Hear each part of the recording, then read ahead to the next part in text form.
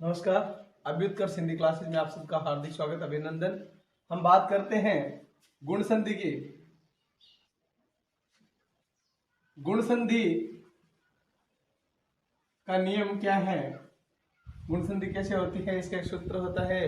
संस्कृत में अदेंग गुण सूत्र होता है, लेकिन अपन हिंदी की दृष्टि से बात करें तो हिंदी की बात करते हैं तो क्या पोजीशन होती है, सामने आ रही पोजीशन ध्यान देंगे कि ए या आ के बाद, ध्यान से सुने, ए या आ के बाद अगर ई या ई आए तो, ई या ई आए तो, ए उ या उ आए तो ओ, तथा री आए तो अर हो जाता है।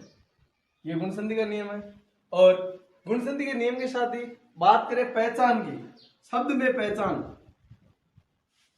शब्द को पहचान कैसे करें, तो जहां प्राय प्राय ए ओ और रे, आधा रे आ रहा हो तो वहां लगभग लगभग हम ये मानते हैं कि गुण संधि होगी। ठीक है, तो पहचान आपको ध्यान में रखनी कैसे, जैसे शब्द है रामेंद्र, एक ही मात्रा है। अच्छा, इसके बाद जैसे राकेश, महेश, दिनेश, सुरेश, सुरेंद्र, इस प्रकार के शब्द, ये एक ही उदाहरण में। और ओ के उदाहरण में जैसे महोदय, सूर्योदय। ठीक है, तो जहां ओ की मात्रा आ रही हो वहां भी आपको ध्यान रखना। इसके बाद रे आधा रे, जैसे महर्षि, सप्तऋषि, देवर्षि इत्यादि। अब शब्द में पहचान हो गई कि यहाँ एक ही मात्रा है, यहाँ एक ही है, यहाँ ओ की है, ओ की है और रे आया हुआ है। ऐसी स्थिति में अब दिक्कत यह है कि समास जो संधि है उस संधि का विच्छेद कैसे करें। तो स्टूडेंट्स, अब आपको देखना है, शब्द को 2-3 बार उच्चारण करने के बाद आपको जहां से ऐसा महसूस हो कि यहां से अलग किया जा सकता है और उचित अर्थ भी बन रहा हो, तब आपको ऐसे ही अर्थ अलग बनाना होता है। जैसे राकेश शब्द है, राकेश 2-3 बार बोलने पर एक शब्द आ रहा है एश, क्या आ रहा है एश, दूसरा आ रहा है राख, क्योंकि इसको अलग कर रहे हैं। लेकिन क्या शुद्ध है, क्या नहीं, तो शुद्ध भी होना चाहिए। अब शुद्ध में क्या है, ये क्या हलंत है, और इस शय को थोड़ा दूर लिख देते एक बार समझ। अब बात होती है ये ए, ये ए किससे बनता है, तो ये ए बनता है ए या आ के बाद में जब ई या ई आए तब दोनों को मिलाकर ए बनता है। ठीक है, तो ऐसी स्थिति में अब आपको पहली बात ये ध्यान रखनी है, इंद्र का ई हमेशा छोटा होता है और ईश या ईश्वर का ई हमेशा बड़ा होता है। तो लास्ट में शय आ रहा है, इसका मतलब ई आएगा और छोटी तो आएगी नहीं, बड़ी आएगी ईश। ये शब्द क्लियर हो गया, ईश, चलो ईश क्लियर हो गया।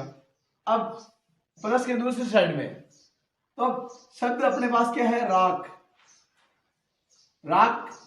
अब देखिए, ये जो ए और आ था, इन दोनों में से एक मिलाना है। अगर कै मिलाते हैं तो ये राख बनता है, राख का कोई अर्थ नहीं होता है। अगर का मिला दे, सॉरी आ मिला दे, तो ये बनता है राका। राका शब्द का अर्थ होता है रात्रि, राका शब्द का अर्थ क्या होता है, रात्रि। और ईश का अर्थ होता है स्वामी, मालिक। ठीक है, तो जो रात्रि का जो स्वामी है वो कौन होता है, रात्रि का स्वामी चंद्रमा। कौन होता है, चंद्रमा। तो बताओ, इसी से मिलता जुलता शब्द दिनेश, दिन का ईश, दिन धन ईश, दिनेश। ठीक है, दिनेश मतलब भाई, राकेश मतलब चंद्रमा, तो दिनेश मतलब सूर्य। क्यों, ठीक है। अब सुने, यह आपको संधि विच्छेद आने का तरीका बता रहा हूं कि आपको शब्द के बीच में ए ओ और रे देखना है। इनकी पहचान करके आप क्या कर सकते हो, संधि शब्द को समझ सकते हैं और उसका विच्छेद कर सकते हैं। अब आइए परिभाषा नोट करते हैं। परिभाषा क्या है, इसकी परिभाषा है कि अगर ए या आ के बाद, ए या आ के बाद ई आए तो आए तो ए, ऊ आए तो ऊ आए तो ओ, तथा री आए तो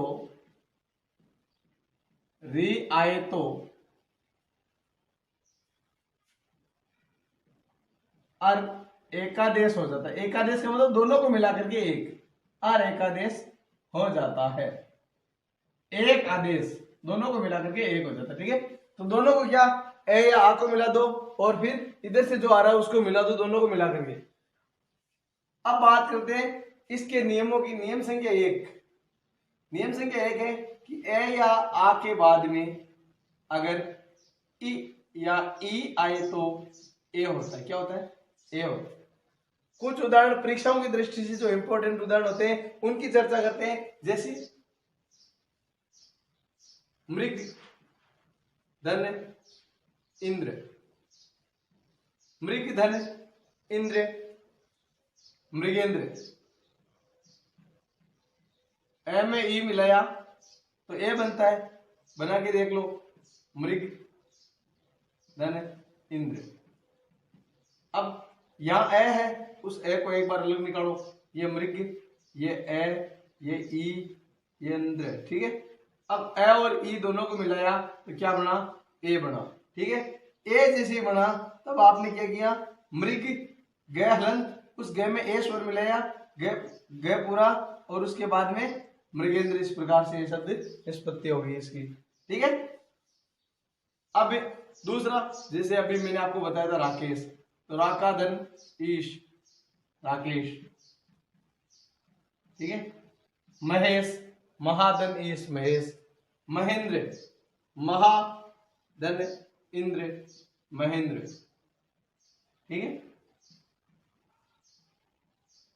और भी बहुत सारे शब्द हो सकते हैं, जैसे परमेश्वर, परम धन ईश्वर, परमेश्वर, परम धन ईश्वर। हम कई बार छोटी ई ले रहे हैं, कई बार बड़ी ले रहे हैं, यहाँ ए लिया है, यहाँ आ लिया है, तो सब प्रकार के उदाहरण अपन करते जा रहे हैं। परमेश्वर,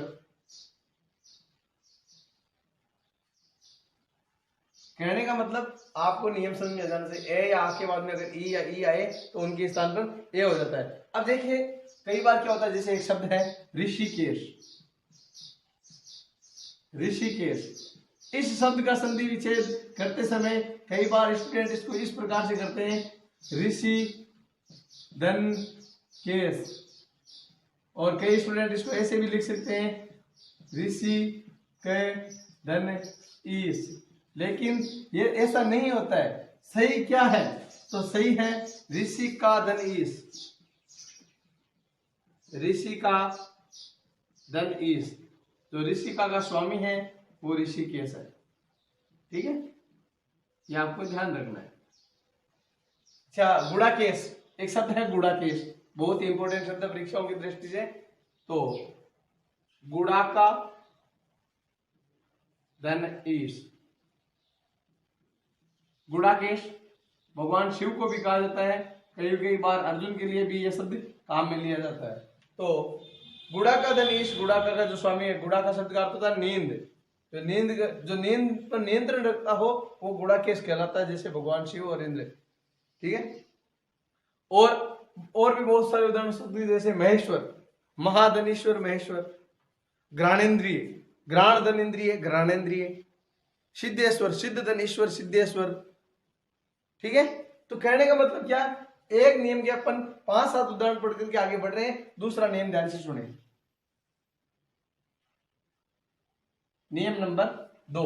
नियम नंबर 2 कहता है कि ए या आ के बाद, ए या आ के बाद अगर उ या ऊ आए तो उन दोनों के स्थान पर ओ हो जाता है। क्या हो जाता है? ओ हो जाता है। और ये नियम वाकायदा परीक्षाओं में आपको याद रखना है। और उदाहरण जो आते हैं, वो जो भी उदाहरण बताए जा रहे हैं वो प्रतियोगी परीक्षाओं से संबंधित उदाहरण बताए जा रहे हैं, तो आपका पूरा का पूरा फोकस होना चाहिए। ठीक है, अब बात करते हैं ए या आ के बाद उ। जैसे पहले एक उदाहरण समझेंगे, हित धन उपदेश, हित धन उपदेश, इसको समझेंगे उसके बाद अपन आगे बढ़ेंगे। यहां हित में ए स्वर है, यहां ऊ है, इसको एक बार निकाल दो तो हलंत हो गया, ए निकाल दो अलग, ऊ निकाल दो अलग, प्रदेश। ठीक है, अब ए और ऊ दोनों मिलाकर क्या बना रहे हैं, ओ बना रहे हैं। ठीक है, अब वापस मिलान करो, ही ते हलंत, इस ते में ओ मिला तो पे देश है, हितोपदेश है। ठीक है, तो हितोपदेश शब्द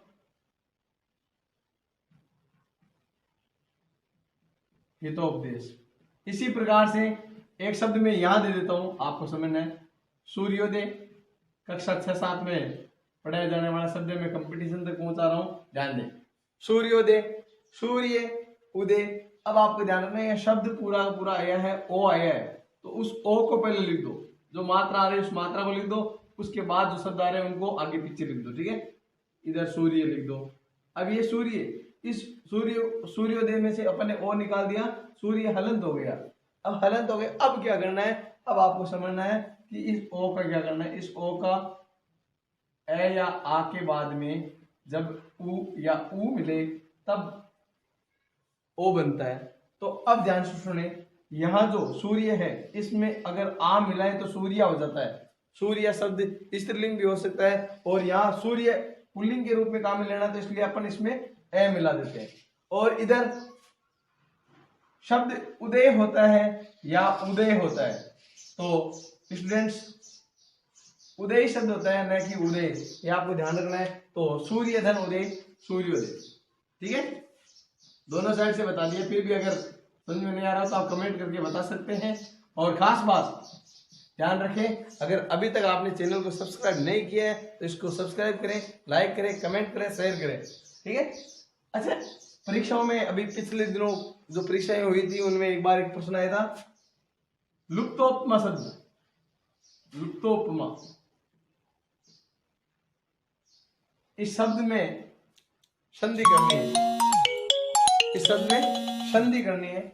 तो संधि करनी कैसे है ये भी आपको ध्यान रखना है। जैसे कई बार क्या होता है कि लुप्त धन उपमा, पहला ऑप्शन ये रहता है, बहुत सारे स्टूडेंट इसको सही कर देते हैं, लेकिन लुप्त धन उपमा बिल्कुल नहीं होगा।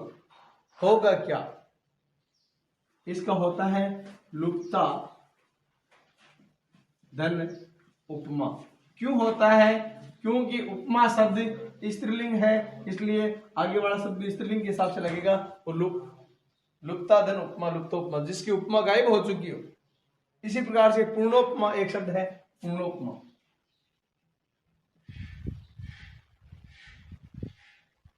पूर्णोपमा, पूर्णाधन उपमा, इस प्रकार से भी हो सकता है, ये आपको ध्यान रखना है।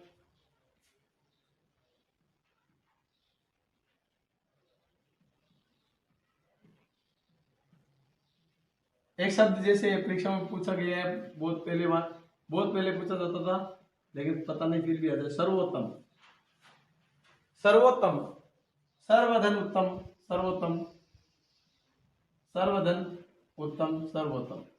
ठीक है, और जलोष्मा, जल धनुष्मा, जलोष्मा। ठीक है, तो कहने का मतलब प्रत्येक नियम को अपन पढ़ते जा रहे हैं। और भी होते हैं, जैसे सहोदर, एक शब्द है सहोदर, सहोदर, सहधन उदर, सहोदर। सहोदर जो सगा भाई होता है, सगे बहन होती है, सगे भाई के लिए सहोदर और सगी बहन के लिए सहोदरा। ठीक है, ध्यान रखिए, उधर का अर्थ पेड़ से। और जैसे अगर बात करें तो एक शब्द होता है उत्तरोत्तर, उत्तरोत्तर, उत्तर धन उत्तर, उत्तर धन उत्तर, ये भी आपको ध्यान रखना है। तो प्रत्येक नियम को हम फॉलो करते जा रहे हैं, और एक एक नियम, एक एक शब्द पर विशेष चर्चा होती है। जैसे और भी उदाहरण होते हैं, जैसे ज्ञान धन उर्मी, ज्ञानोर्मी, गंगा धन उर्मी, गंगोर्मी। कहने का मतलब प्रत्येक शब्द, जो शब्द आपको यहाँ बताया जा रहा है, उस शब्द पर आपको ध्यान रखना है, और ध्यान रख करके आपको क्या करना है, एक एक शब्द बताना है। आगे देखें, जिस प्रकार से अपन ने उदाहरण दिए थे, अब ए या आ के बाद अगर ऊ या ऊ होता है तो उसके कुछ उदाहरण और देखते हैं। तो उदाहरण देखें, जैसे सूर्य धन उपासना, देवधन उपासना भी हो सकता है, सूर्य धन उपासना भी हो सकता है। तो सूर्य धन उपासना सूर्योपासना होता है। क्या होता है? सूर्योपासना। ठीक है। और जैसे प्राप्तोदक, एक शब्द है प्राप्तोदक, जिसने जल प्राप्त कर लिया हो उसके लिए काम में लिया जाता है। ठीक है। प्राप्तोदक, प्राप्त धन उदक, उदक का अर्थ जल होता है, जिसने जल प्राप्त कर लिया हो उसे प्राप्तोदक कहा जाता है। और भी जैसे चरमोत्कर्ष, चरमोत्कर्ष, चरम धन उत्कर्ष, चरम धन उत्कर्ष, चरमोत्कर्ष। जैसे महोत्सव, महोत्सव, महाधन उत्सव, महान जो उत्सव है वो महोत्सव होता है, महाधन उत्सव, महोत्सव। महोदय, महोदय, तो महान धन, महाधन उदय, महोदय। जलोष्मा, सूर्योष्मा भी हो सकता है, जलोष्मा भी हो सकता है। जल धन उष्मा, जलोष्मा। अब आपको प्रत्येक शब्द पर नजर रखनी है। और स्टूडेंट्स, मैं आपको फिर से बता दूं कि ये जो वीडियो बनाए जा रहे हैं, ये वीडियो प्रत्येक प्रतियोगी परीक्षाओं में काम में आने वाला है। चाहे रीट हो, चाहे एसएससी जीडी हो, चाहे पटवार हो, ग्राम सेवक हो, पीटीटी हो, सीटेट हो, किसी भी प्रकार की परीक्षा जहां जहां हिंदी लागू होती है वहां वहां संधि भी लागू होती है। तो आपको विस्तृत अध्ययन करना है। अब इसके बाद गुण संधि का तीसरा नियम पढ़ते हैं। गुण संधि का नियम नंबर 3 कहता है कि ए या आ के बाद में अगर री आए तो अर हो जाता है। ठीक है। अब अर कैसे होता है एक दो उदाहरण समझेंगे, फिर अपन उदाहरण करेंगे। जैसे ब्रह्म धन ऋषि, देखो यहां ए आया और यहां री आया, अलग करो। ब्रह्म में ए, री और शी। अब नियम कहता है ए या के बाद में अगर री आए तो उन दोनों के स्थान पे क्या होता है? अर होता है। क्या होता है? अर होता है। अब आपको रूप सिद्धि समझनी है। रूप सिद्धि समझने के लिए आप क्या करेंगे? इसको ऐसे लिखेंगे, ब्रह्म, इस में ये ए मिलाया, मैं पूरा आधा रहे, हमेशा ही जो वर्ण होता है अगला वर्ण उसके सर पे जाता है। ठीक है। तो आपको ब्रह्म धन ऋषि, ब्रह्म ऋषि, ये भी आपको ध्यान रखना है। और तो ब्रह्म धन ऋषि, ब्रह्म ऋषि।